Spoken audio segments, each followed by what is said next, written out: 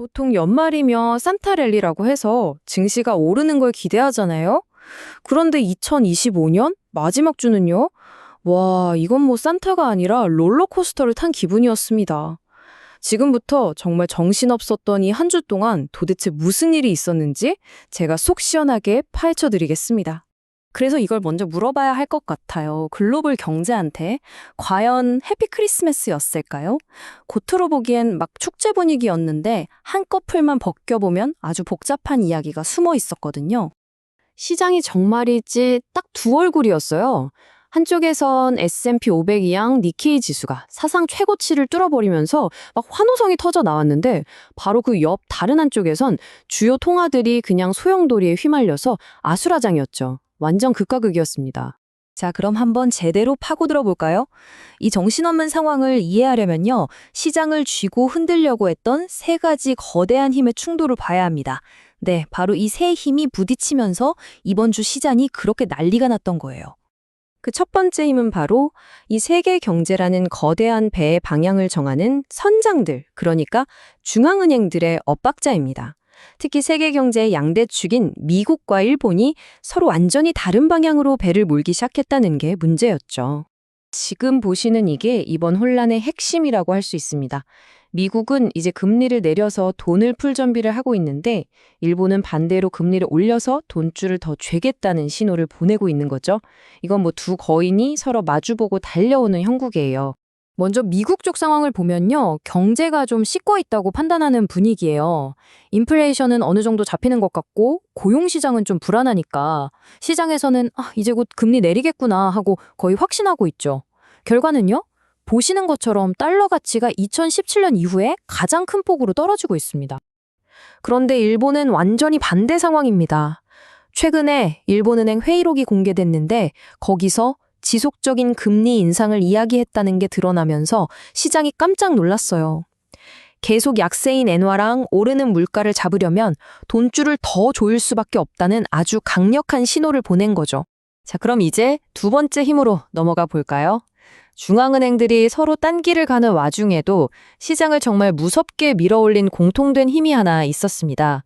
바로 멈출 줄 모르는 AI, 인공지능과 기술주 열풍입니다.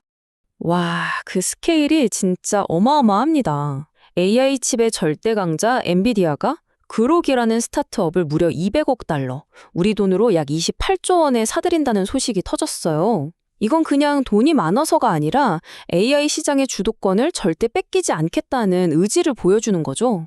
이게 끝이 아니에요. 구글도 보세요.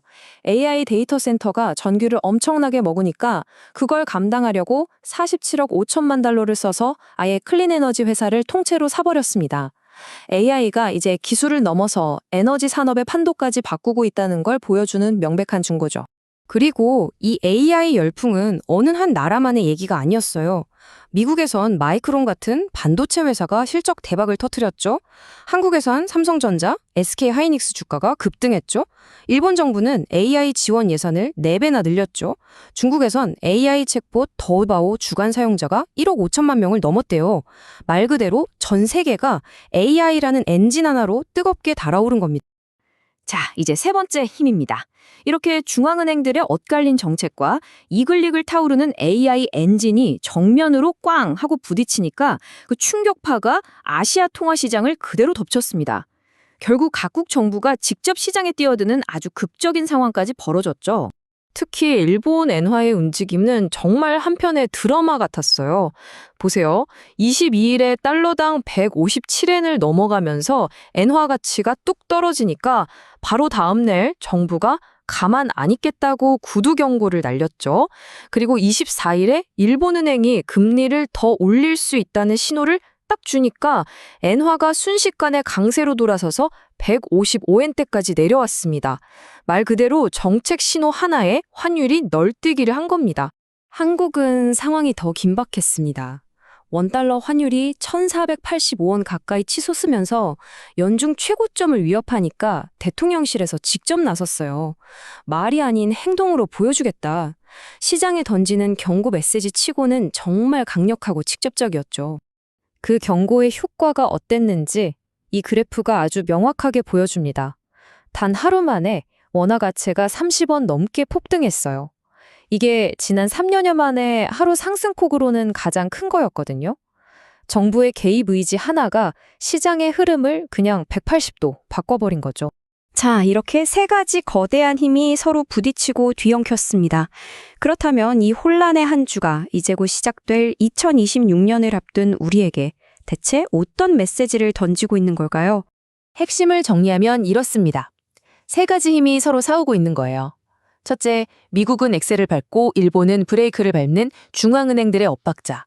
둘째, 이 모든 걸 밀어올리는 강력한 AI 성장 엔진. 그리고 셋째, 언제든 판을 뒤엎을 수 있는 정부 개입이라는 와일드카드. 그래서 이게 왜 중요하냐고요? 이건 그냥 어려운 경제 뉴스가 아닙니다.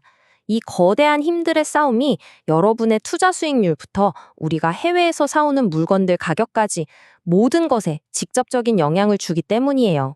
자, 이제 2026년을 바라보는 지금 우리는 아주 중요한 질문 앞에 서 있습니다. 과연 어떤 힘이 이길까요? 이 모든 혼란을 뚫고 나아가는 멈출 수 없는 AI 엔진일까요? 아니면 그 앞을 가로막는 움직일 수 없는 중앙은행들의 정책이라는 벽일까요? 이 싸움의 승자가 누가 되느냐에 따라 우리 경제의 미래가 결정될 겁니다.